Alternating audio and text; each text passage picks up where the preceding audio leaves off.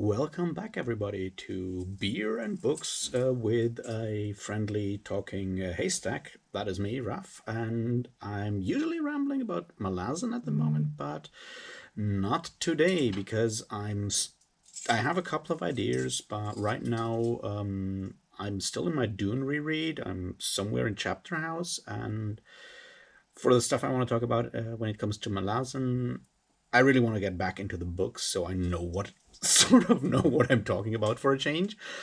So I figured I'll do something else today, and that is look at some of those formative authors and stories for the fantasy genre that maybe don't get enough attention at the moment, don't get enough recognition in a way, and are not as widely read as they used to. And since I have read a couple of those, I figured I'd give like a short introduction to some of those, put some pointers in what to expect, where to start, that kind of thing. And today I want to start with probably the most well-known sword and sorcery character, and one I've talked about before in my barbarism video. Today I want to talk about Conan the Cimmerian, or Conan the Barbarian, by Robert Irvin Howard, and yeah, give like a short introduction to that. And obviously, I'm going to drink another beer, and the beer is still the Alco beer that I drank before. It's supposedly the brewery has been doing this for like almost 500 years, but I would take this with a marketing grain of salt. And but it's still a very drinkable beer, and I still have some, so I'm gonna drink that. Cheers.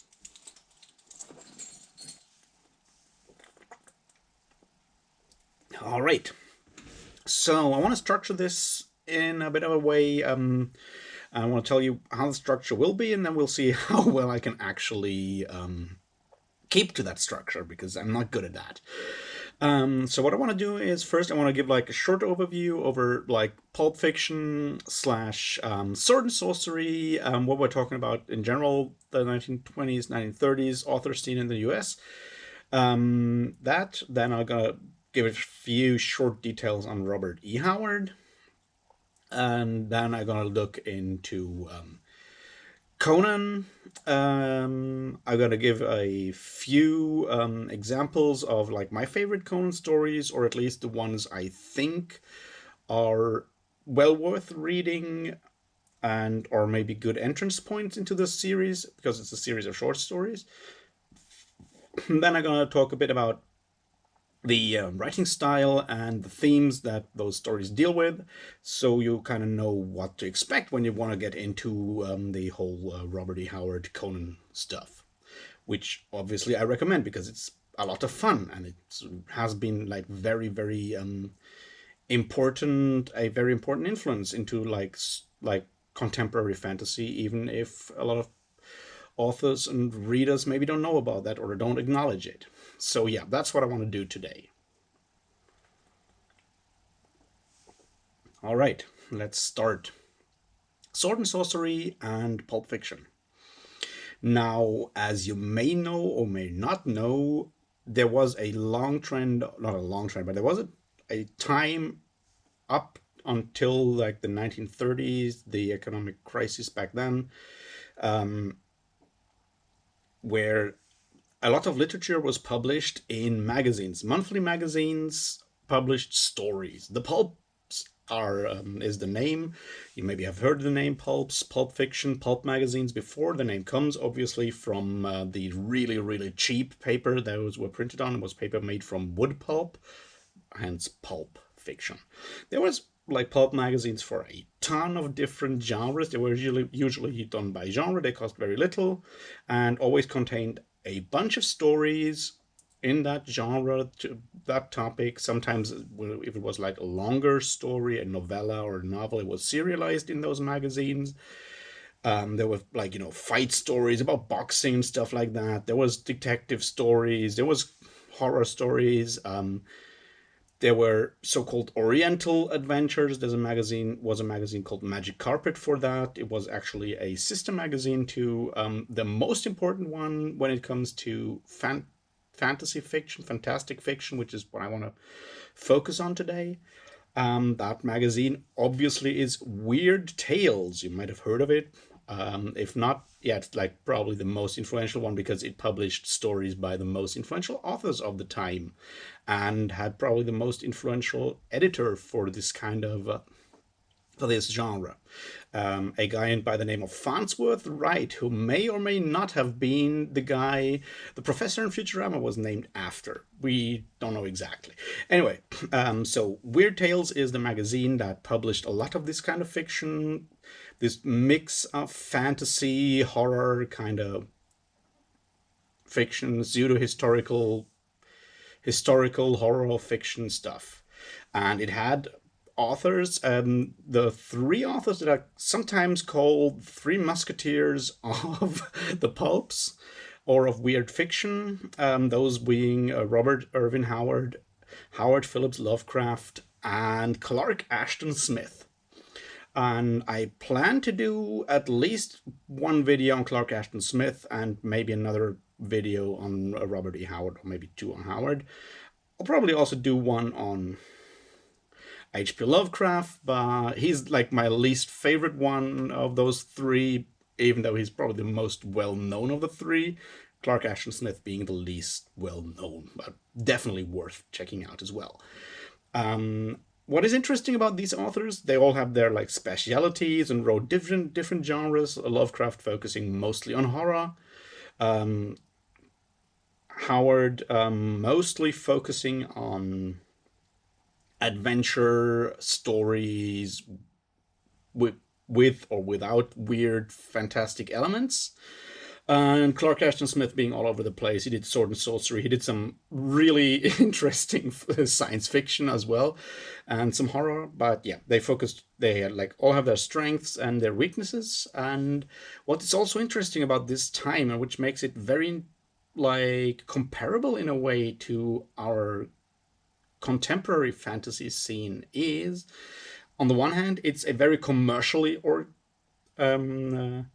oriented scene or group of authors, because you write to sell your stuff to those magazines according to very specific parameters and get the stuff out. The other part, and that's something I personally find interesting and is something that sort of feeds into what I'm often interested in, probably also be more focusing on in some of the more of the videos I'm doing here, is that those authors were relatively open about their craft, about the thinking behind what they were doing. Not open in the way of today, where authors post essays on what they are thinking, what their work process was on their personal blogs or on social media, but open in a way that all of those authors were copious letter writers. They wrote incredibly long letters and many letters to each other. They were all talking to each other.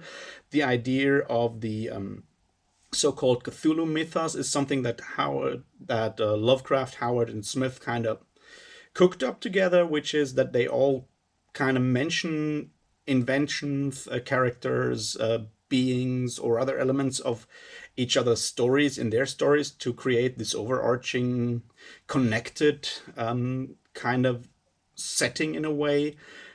Obviously, Lovecraft's Cthulhu is what gave it the name, but there's elements of Howard's stuff is in there.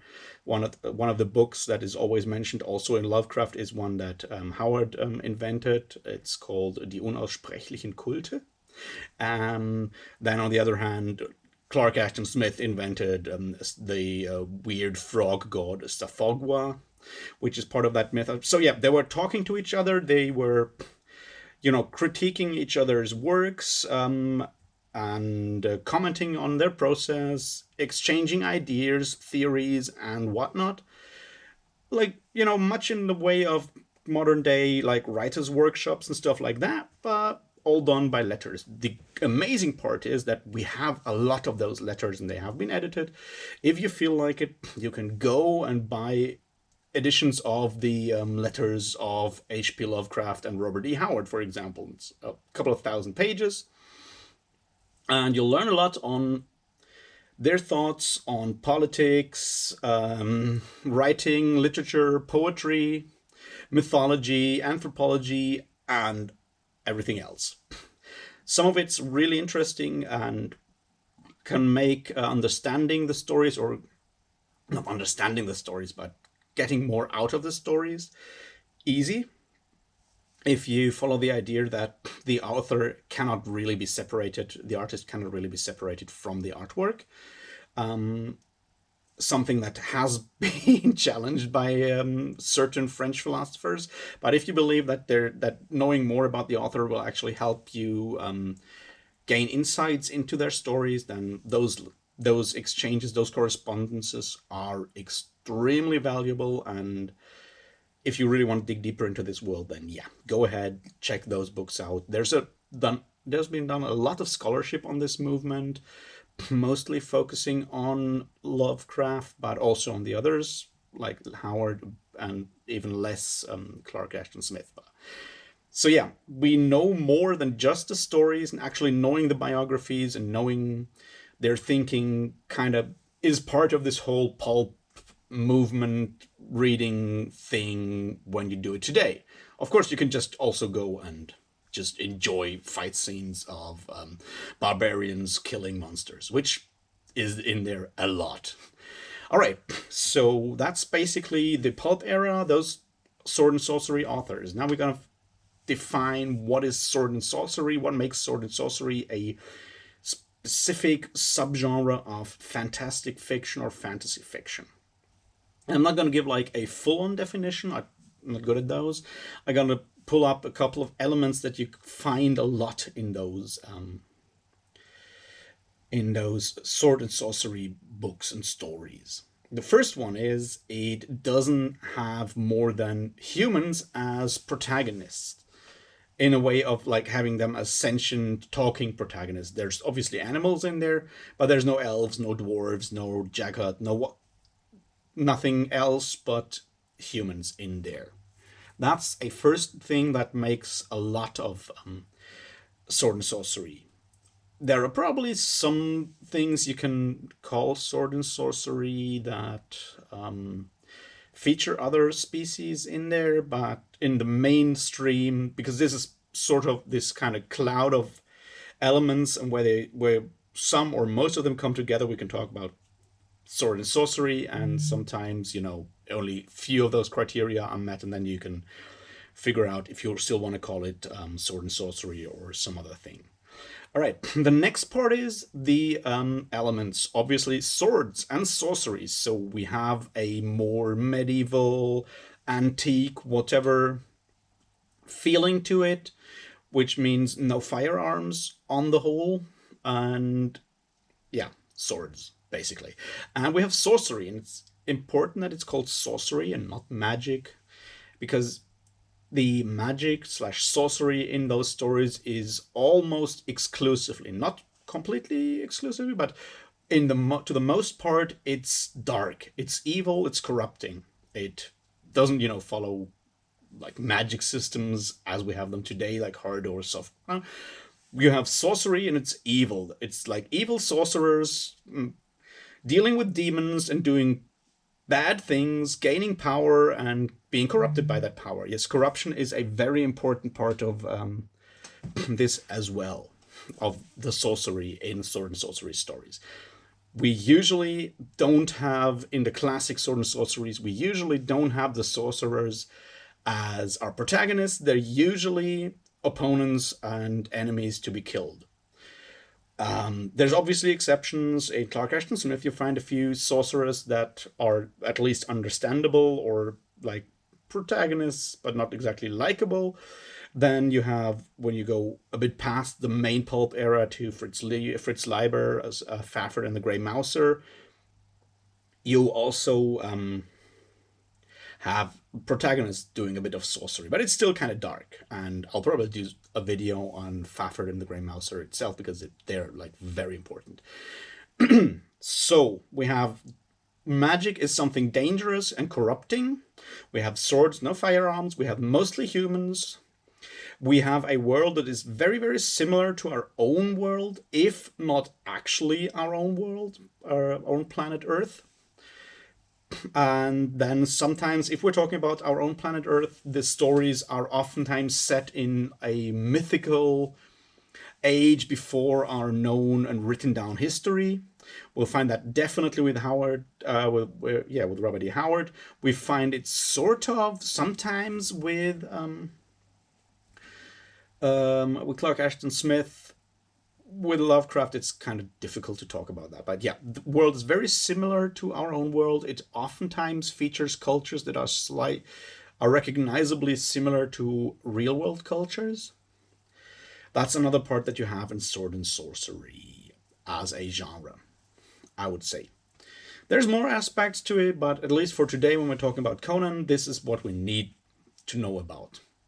Oh, yeah, right. And the enemies are usually human or monsters, but individual monsters. There's also no like monster species like orcs or goblins or trolls.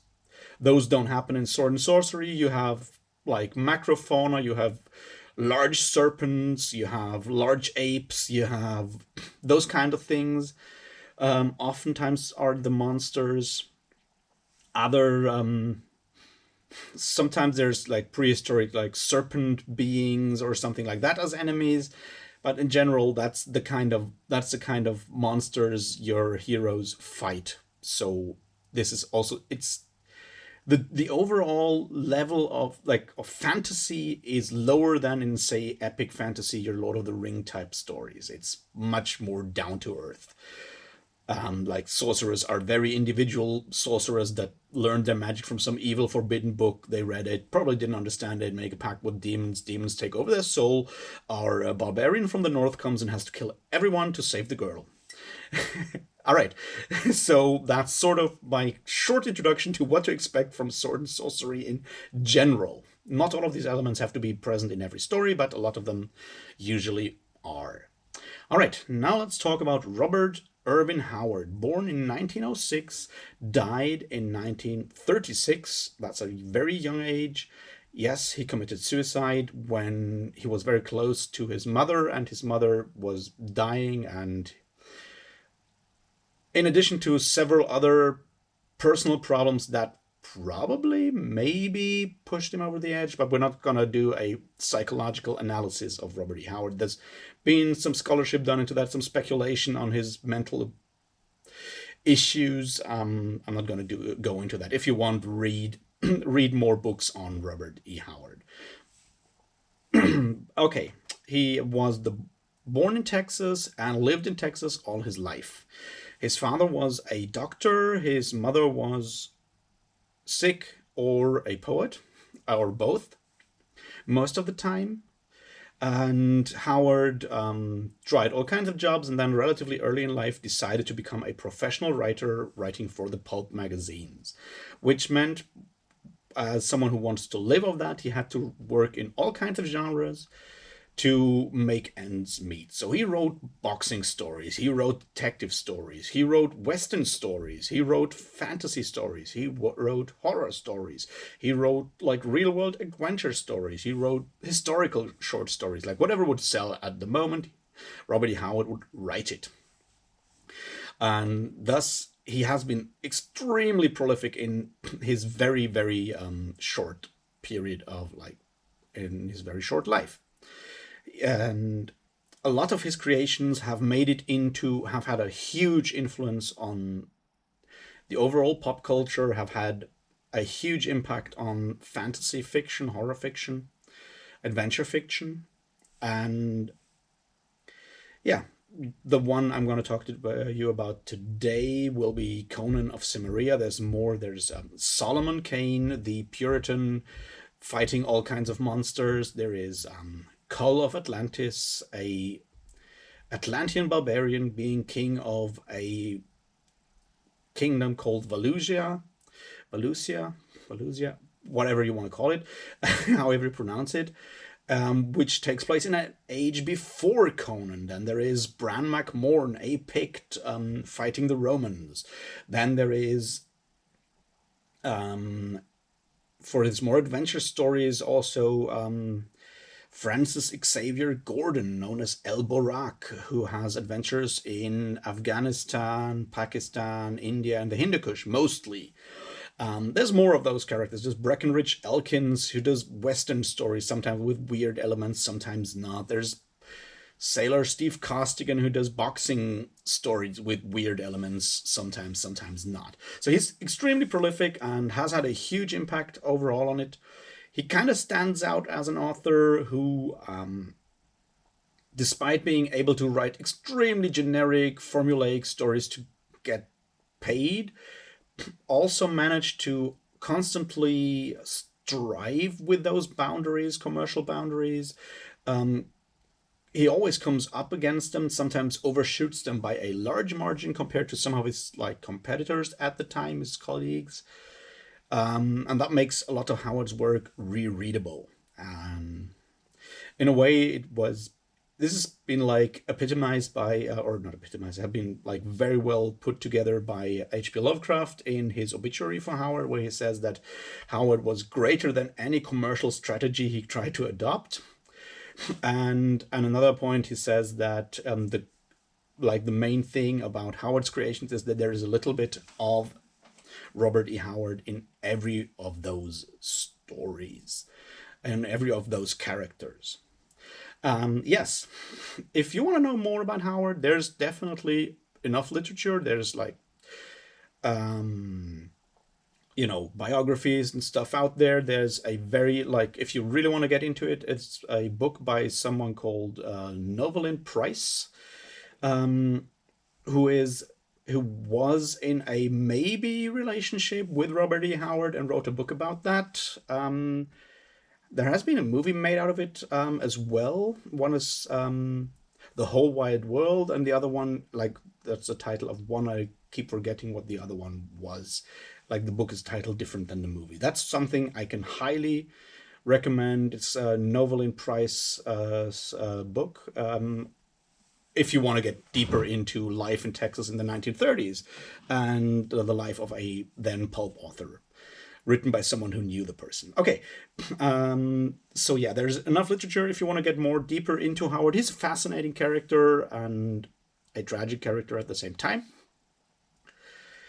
And now I want to go and look at Conan.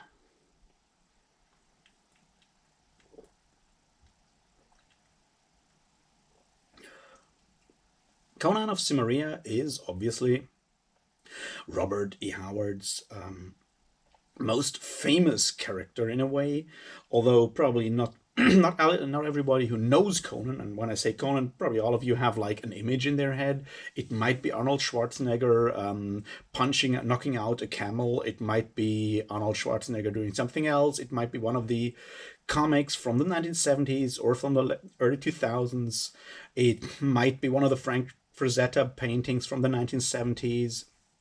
It might even be the Jason Momoa movie from a couple of years back, although I really hope it isn't.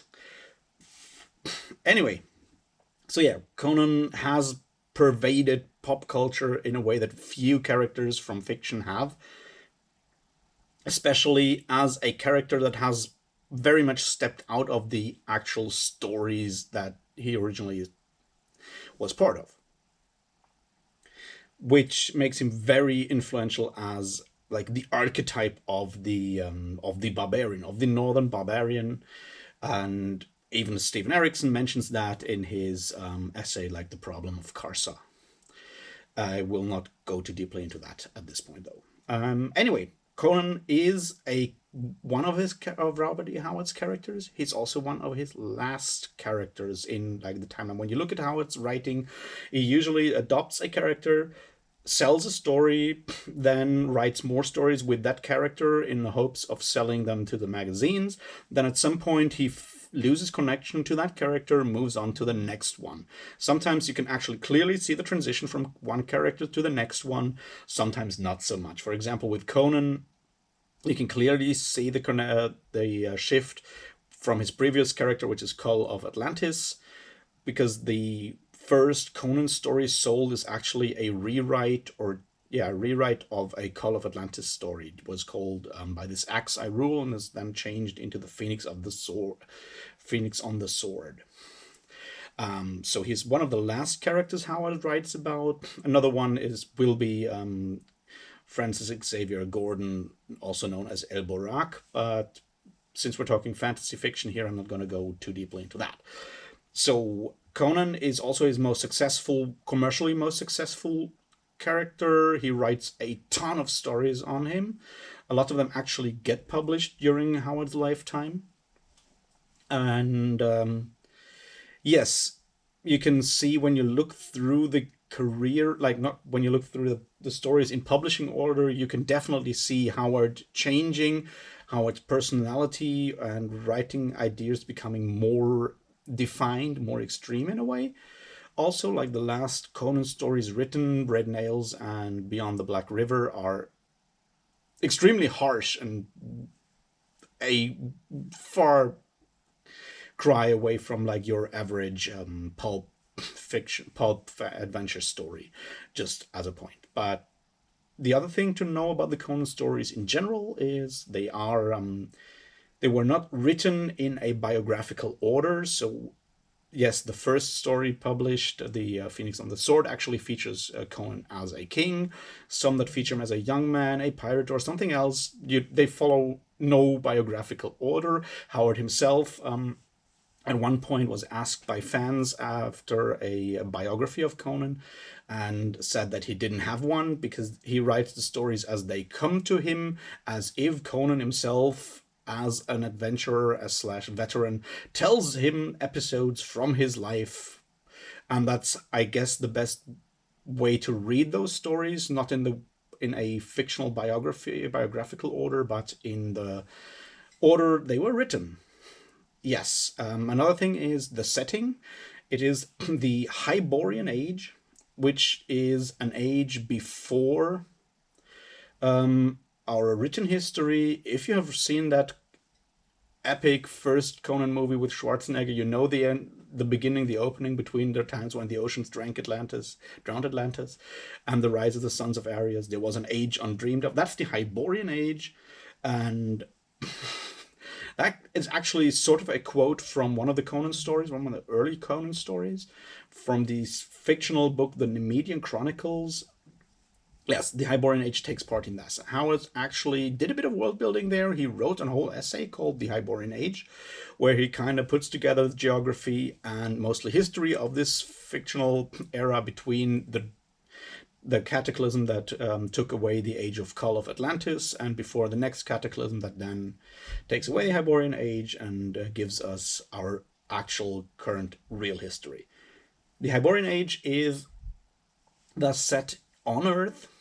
It features a lot of countries that are very thinly veiled equivalents to countries or like cultures from human history. The reason for that is Howard at one point actually himself said that he enjoyed writing historical fiction the most, but he didn't have that but it was like very hard for him because the amount of research and the criticism for getting tiny details wrong is just extremely high for him, so he cannot actually write a lot of historical fiction. He actually wrote a decent amount of it. Thus, when you look at Conan stories and the Hyborian Age, it gives him the chance to write basically historical fiction without worrying about the details, which I totally get. It also means that he can put those different historical eras he likes to talk about all in one setting because he just mixes and matches those. He wants like evil Egypt, he calls it Stygia. He wants medieval Europe, he calls it Numidia and Aquilonia, and maybe Zingara, which is more like Spain in culture. He puts that in. He wants almost the Ottoman Empire without guns, calls it Turan and puts it in there. He wants Norse Viking barbarians. He calls them Vanir and Aesir. So they sort of are basically what then become the Norse gods in our history. He puts that in there. He wants Celtic barbarians. He calls them Cimmerians. Put them in there. He wants to do a bit of Western writing. He just changes his Picts into an equivalent of the Native Americans and can do some relatively good Western writing, actually, in his Hyborian Age. So that's kind of how the Hyborian Age works, which also makes it very easy to get into Conan stories if you want that. It makes it extremely easy because you basically have a picture already in your mind of the setting.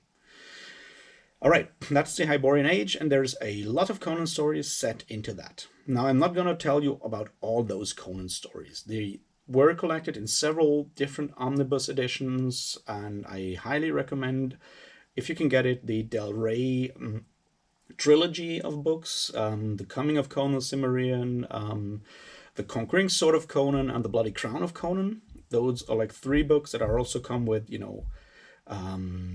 untitled drafts and fragments, short biographical notes, and so forth. So you can actually learn a lot about Howard himself. Those are a good start. There's also like a 2-volume set by like from that Fantasy Masterworks series. You won't have problems finding Conan books if you're looking for them. That being said, there's basically early Conan stories, then there's a large patch of very formulaic, generic Conan stories, which I'm not going to go into too much detail, because if you want to start out with Conan, those are not the ones you should read, because they're pretty like the same all the time for obviously commercial reasons. Then there's a middle career of Conan writing, which is longer stories, novellas, almost novels. And then there's like the last stage when the stories are relatively brutal and showcase more of Howard's personal beliefs, which will then be as I said, Beyond the Black River, and Red Nails, and maybe The Dark Stranger, which was only published posthumously. Those are like the really more philosophical ones. So I'm gonna, pick a few of those Conan stories, which I recommend as entrance points and generally memorable reads. I'll say a few words maybe on the way on the very generic ones, and then after that, we're gonna go into the topic of writing style and themes. All right.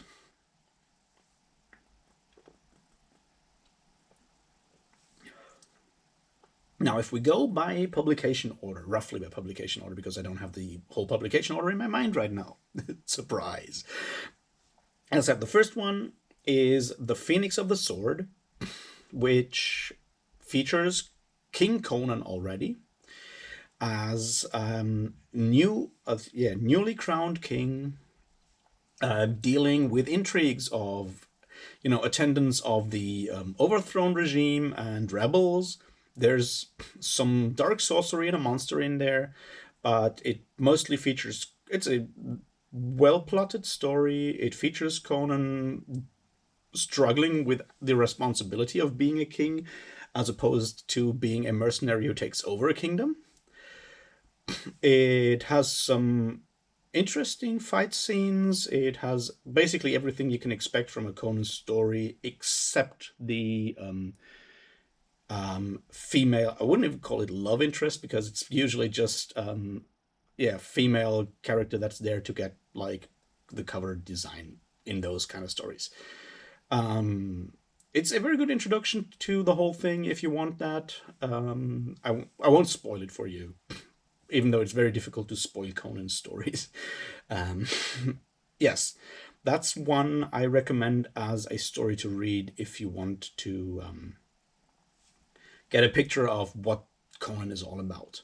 The next one I recommend is The Tower of the Elephant, which is one of the most archetypal sword and sorcery stories in that, basically. And yeah, in that way, it also is one of the most archetypal Conan stories. And if you read it, it reads like a dungeon crawl for a Dungeons and Dragons adventure. It's basically that.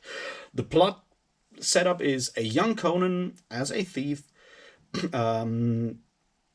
decides to rob this tower, the Tower of the Elephant, to steal a fabled jewel from there, the heart of the elephant. Then there's a plot twist in the middle, but basically that's the setup.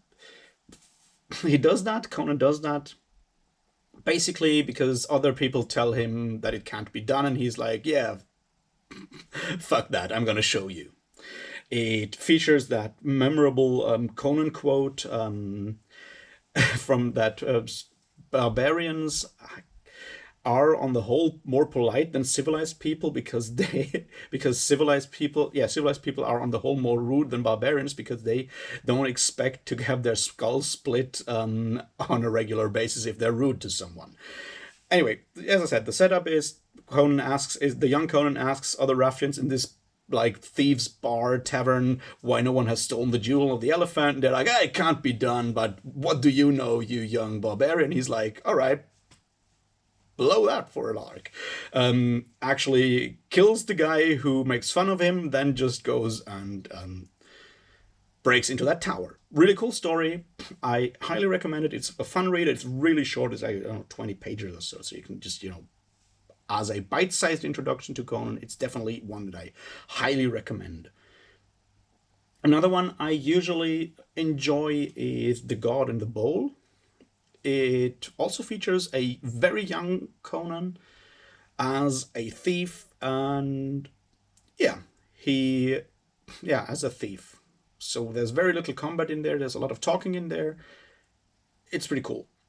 That's like all I want to say about it because I don't want to give away too much of that. Another one I highly recommend from those early stories would be Rogues in the House. Rogues in the House features once again a Conan more as a thief.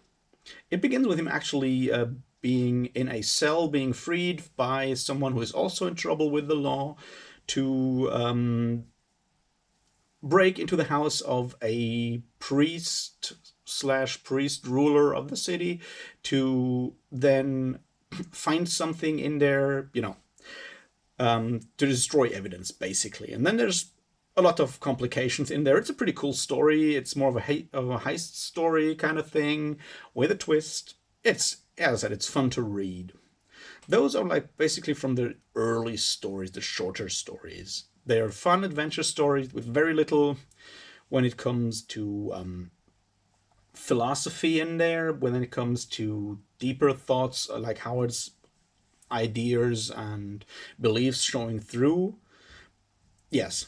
Now, there's a lot of stories that are in a way similar, and that those are the ones that I said are like more generic and more formulaic. What you have to understand is that very important from a commercial standpoint was to actually have the story that got the cover illustration of that month's edition of the magazine you're publishing in.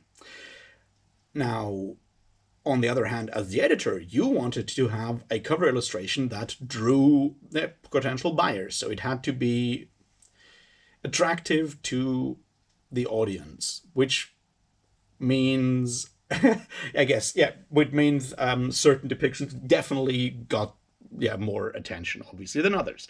So, as a writer who knows their job and knows what they want, you can obviously write scenes into your story that lend themselves to a slightly risque cover illustration, risque for the time, cover illustration, because if your editor reads that story, that sees that scene, it's like, that's a good idea for the cover illustration. That will then get you more attention and potentially more money.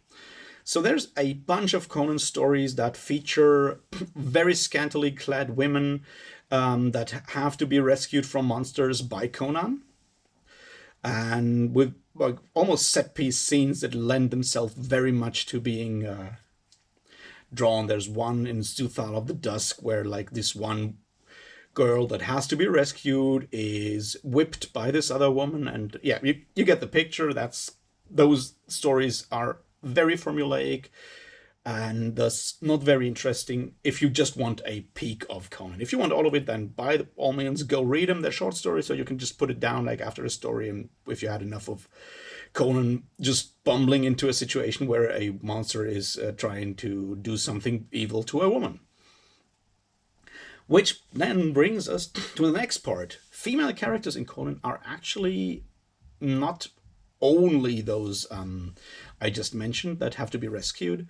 There's strong female characters, strong for the time, strong for the authors, strong for the setting in there, but they are definitely there.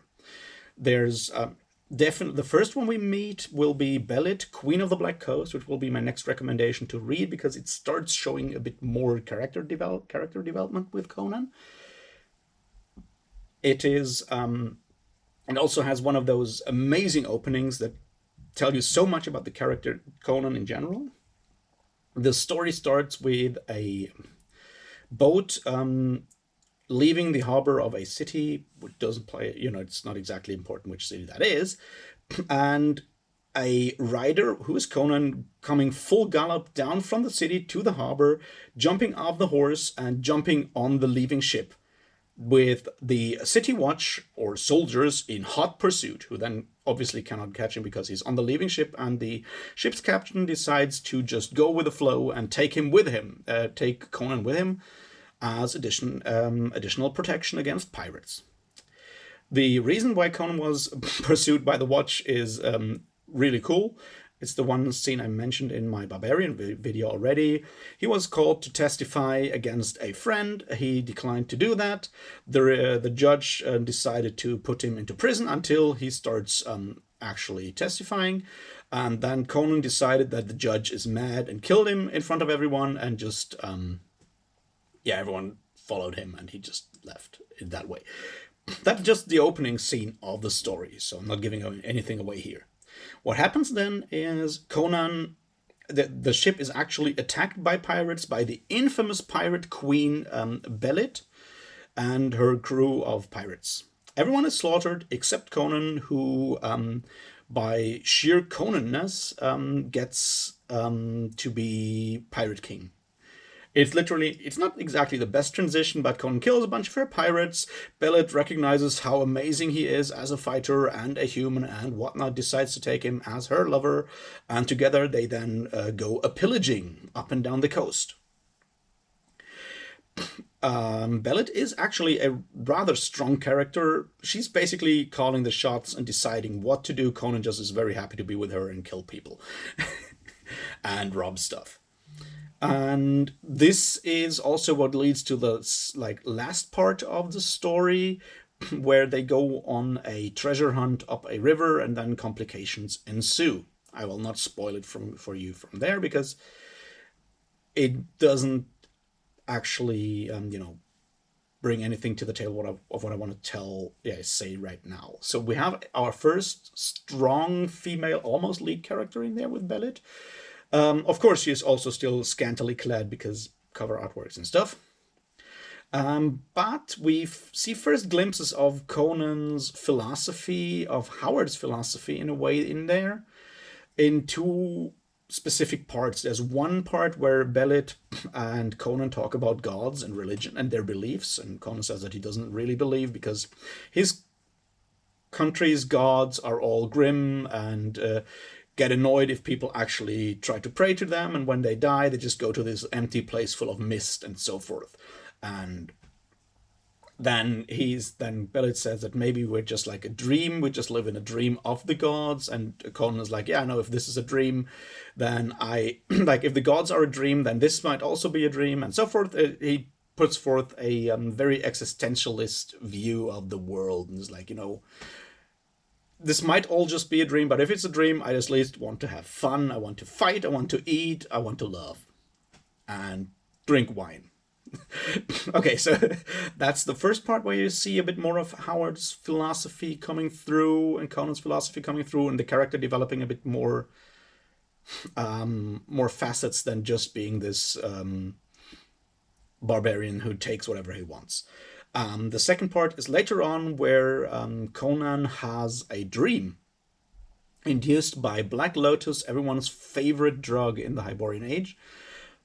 And he basically views this place, this lost city in the jungle, and sees how there is this culture and how the culture then degenerates again and so forth. And this is a first picture of Howard's view of history, of human history being cyclical, which means you have this constant rise of humanity, or different parts of humanity, to civilization. They rise and rise and rise and fall, either through cataclysm or by being taken over by barbarians, then have to struggle up again from almost like an animal stage back up. This is Howard's view on history that kind of suffuses all of his, like, not all of his writing, but a lot of his writing. So we see first glimpses of that as well in The Queen of the Black Coast, which is an overall very entertaining story, and it's also slightly longer than some of the like earlier stories I just mentioned. All right.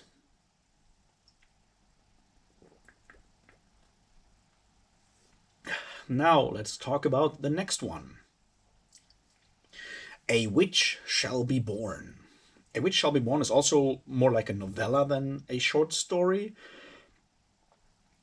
It has Conan in there.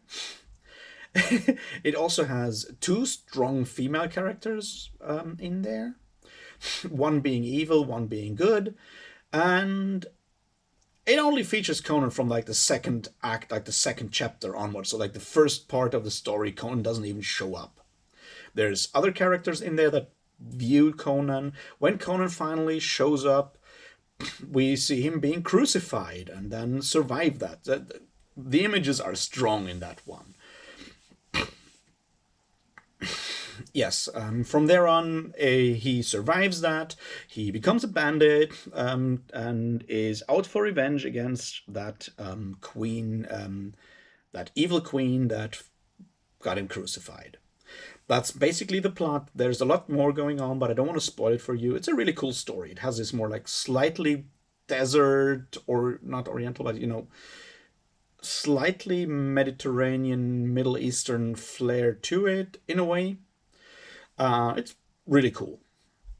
So this is more part of the middle part of the stories.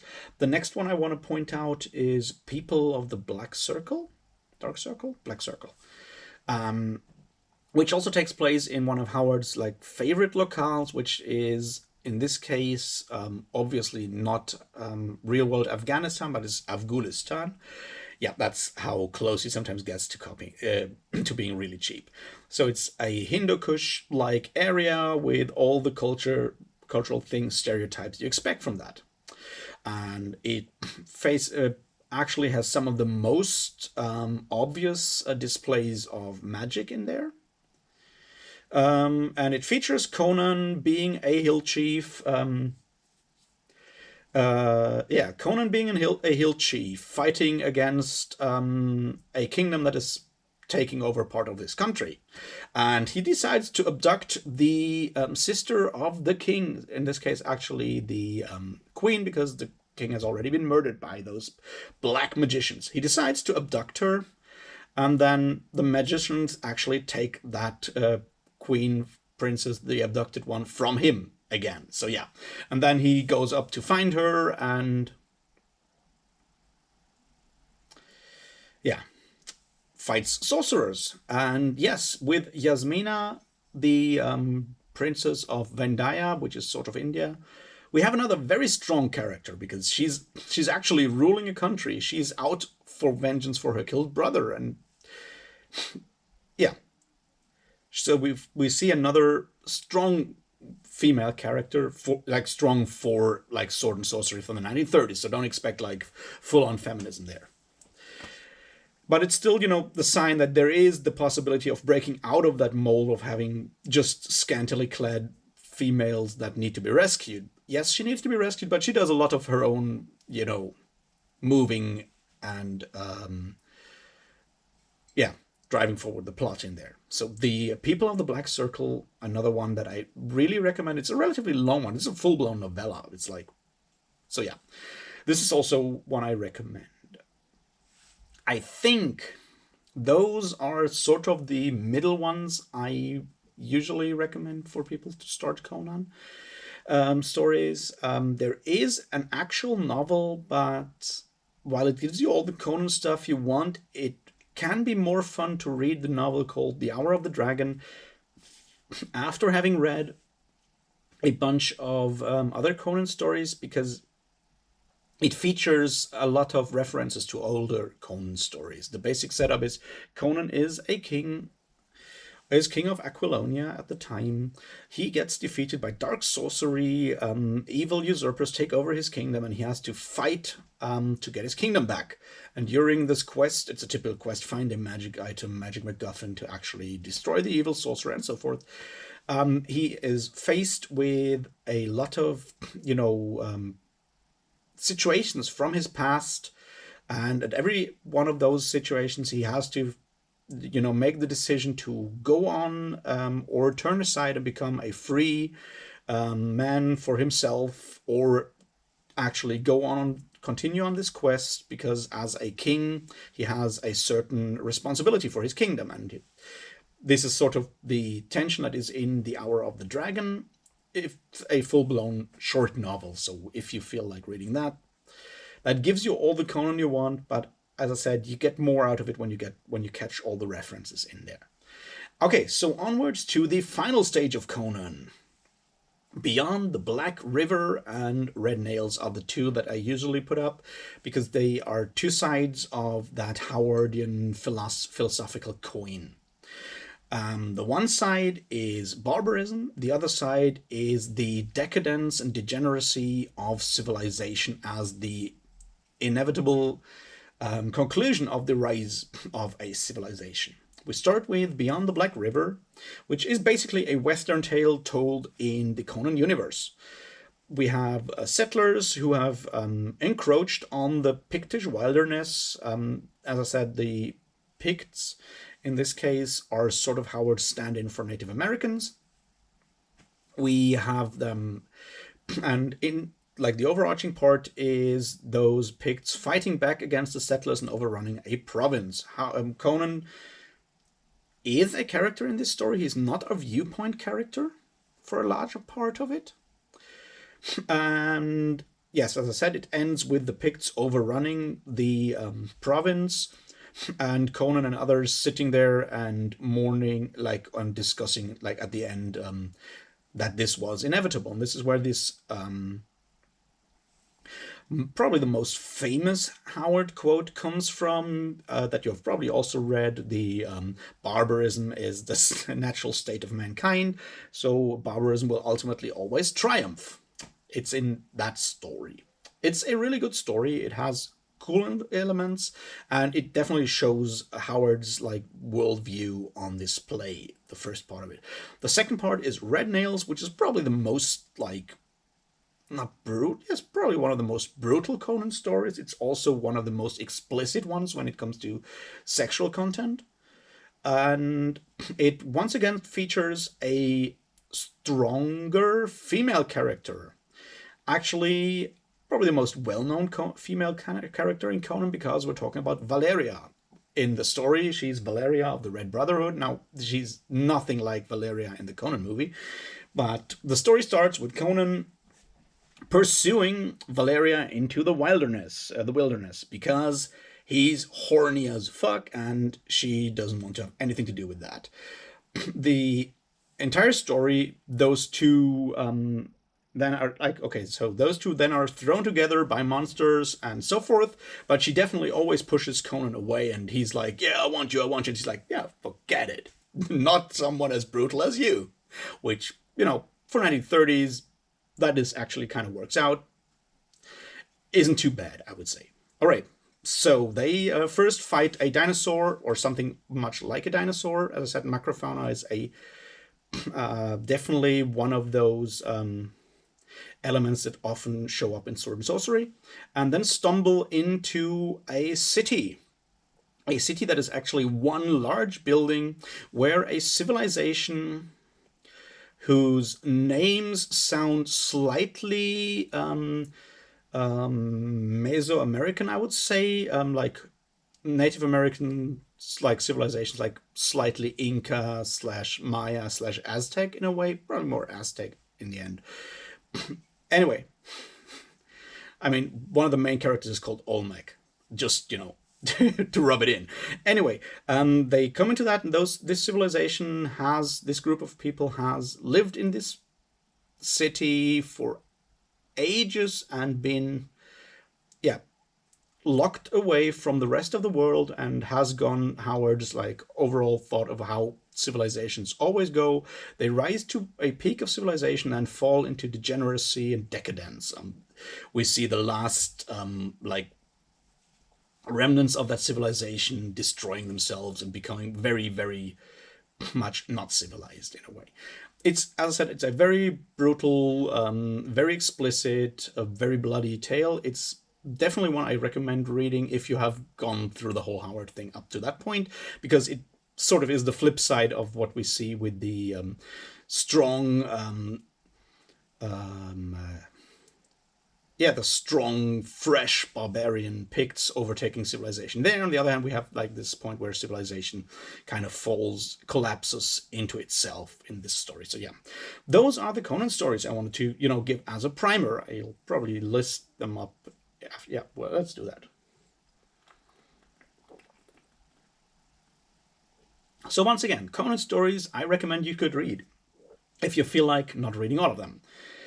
The Phoenix on the Sword, The Tower of the Elephant, which is 2, The God in the Bowl, 3, Rogues in the House, 4, The Queen of the Black Coast, 5, A Witch Shall Be Born, 6,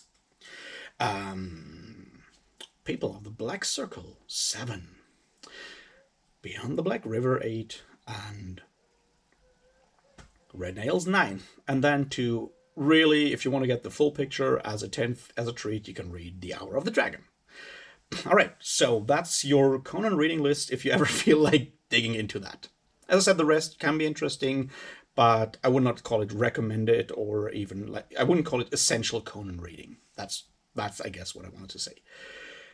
All right, now let's look into something more important, like the actual writing style of Howard, what to expect as a reader of contemporary modern fantasy, what you can expect from Howard's writing, what you can't expect from it. What can you expect? Howard's writing is very typical for the writing style of those pulp authors of the 1930s, and it is quite distinct from modern day writing, contemporary writing, language-wise, which can be a barrier if you're first looking into it. It's a more static writing style. It's not the static language. It's not as dynamic. Like the first thing you'll see is that sentences are packed with attributes and adjectives. It's like something that modern contemporary writers don't do. Like Howard usually uses like 2 or 3 words to describe a person, item, or whatever all the time. Lovecraft is even worse with that. Howard is a bit better at it, but that definitely can be something that can be off-putting if you have never read any author from that time. Apart from that, Howard has, like all of those authors, it's very obvious with Lovecraft, it's also obvious with Howard, they have some favorite words they always use in there. Like favorite expressions that show up in each and every of those stories. With Howard, it's always the ultimate fighting man, and he is steel fused, and they were knit to his frame. As I said, there's all these you'll recognize it when you read more of it. There's like patterns in the language that can be annoying if you are used to a different style of prose, like a contemporary style of prose. Apart from that, Howard is very, very good at describing fight scenes.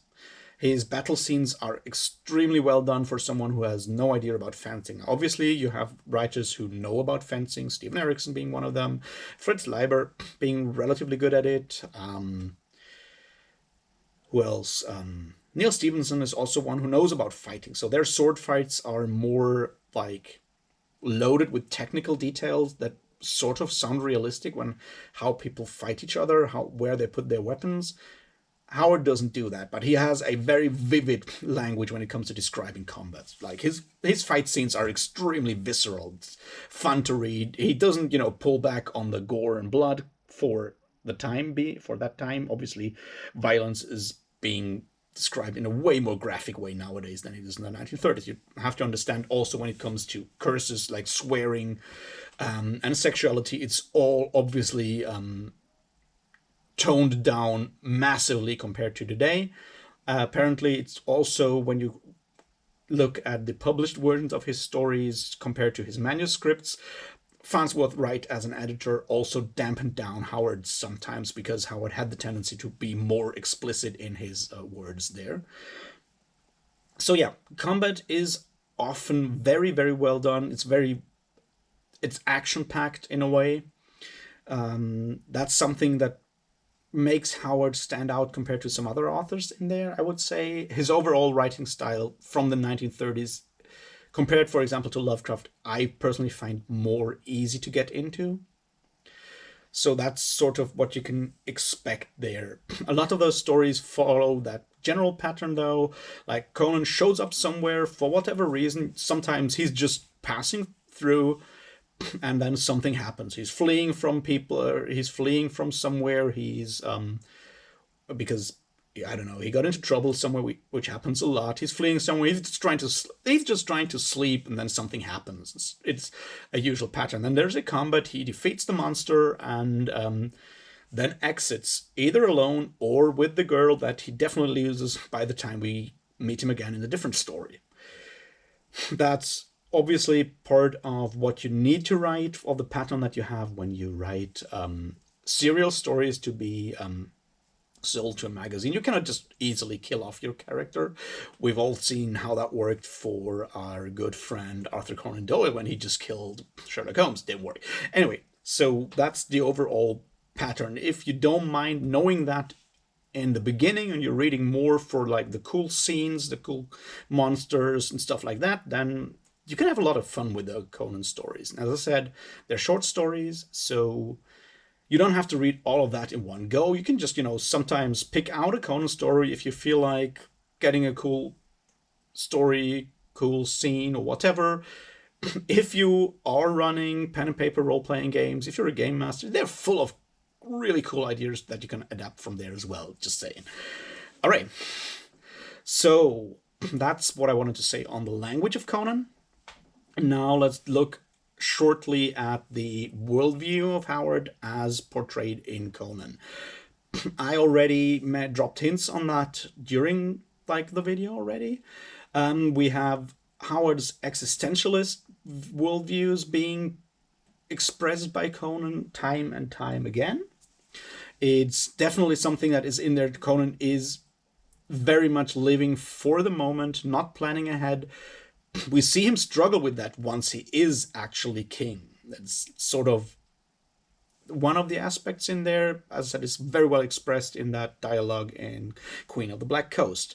Another one we find in there is Howard's dream, obviously, sort of Conan being able to assert things and to do things and bend the universe by his sheer willpower. It's something that is very prevalent in a story called The Frost Giant's Daughter. I didn't mention it in stories you definitely should read. It was never published, actually. It was one of the first he wrote, but it was rejected. And it basically features Conan being left for dead on a battlefield. The daughter of Ymir the Frost Giant, whom you might know from Norse mythology, is known to come to dying warriors in the north, dances there, and tries to lure them into the ice where they will be killed by her brothers, and then as a sacrifice to their father Ymir. And that happens to Conan.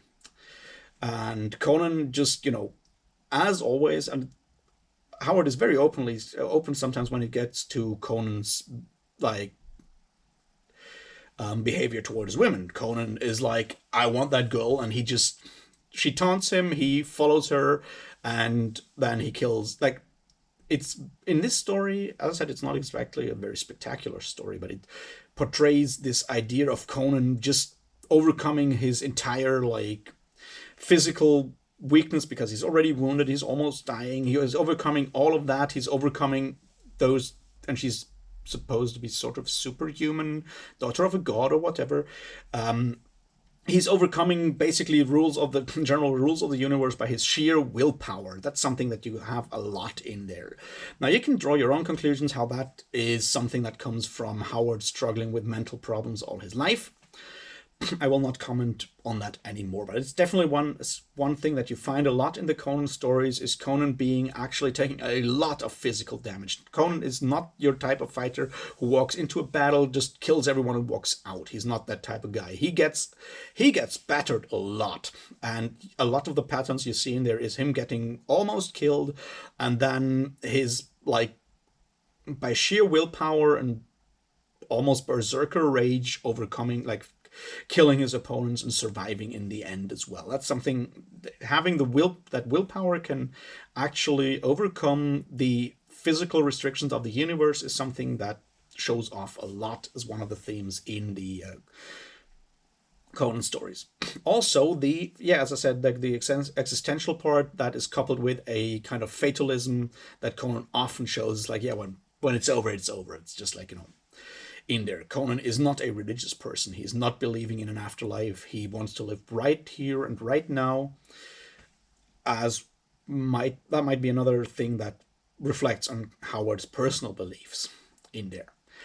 Then we have the more philosophical, more worldview part, which is on the one hand the one wonderfully expressed in that statement about barbarism being the ultimate state of mankind. Howard is very much into putting forward the trope of the noble savage, and finding like vitality, strength, pure morals, and so forth in a more barbarous, less civilized culture. This is definitely a large part of it. The other thing I already mentioned is the circular nature of history, this cycle of rise of civilization, fall back into barbarism, climbing out of that again, and so forth. It's something that shows off a lot in Howard. All right, those are like the main themes you encounter in there. And if you read some of the letters Howard writes to Lovecraft and around, these are things that he thought about and argued about outside his fiction as well. Now I definitely need to address the whole racism problem with Howard. It's not as bad as with Lovecraft, but yeah. Yeah. All right. There are racial stereotypes in the Conan stories. They're not as bad as they are in the Solomon Kane stories. If I do a video on Solomon Kane, I will definitely have to deal more with that there. But there's definitely racial stereotypes in the Conan stories. There is less of a of like negative racial stereotypes. They're there as well, but there's less of this what you find in Howard, not in Howard, in Lovecraft, where certain ethnicities are viewed as less valuable than others. There's less of that in Conan. But the whole idea of there being traits connected to ethnicity, to race, is obviously part of Howard's worldview and belief. Now, keep in mind, this is written by someone growing up in the early 1900s, and these ideas are still at least partly official worldview, like accepted science for some people. So Howard does have that in there. It's If you get triggered by that, if you really don't want to deal with that, then Howard and Conan is probably not your best bet, or at least you should be careful which stories you read. I think of all the ones I've selected, the one that definitely has the most problematic racist overtones in there is Queen of the Black Coast. The other ones should be relatively safe. So yeah, that's definitely in there. When it comes to gender questions, Howard is, as I mentioned, relatively modern for his time. If you read his letters, there's more of that in there, that I wouldn't call him a feminist, but he's definitely has relatively modern views on the equality on gender parity and stuff like that. All right, so those are like the themes you find in there, and now let's go and wrap it all up. All right, to wrap it up, the Pulp Fiction has had a huge influence on fantasy, which is actually what I should talk about now. Sorry.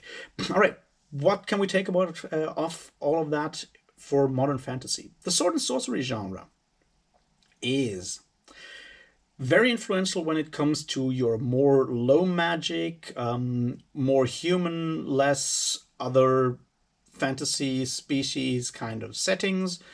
it's very influential for that.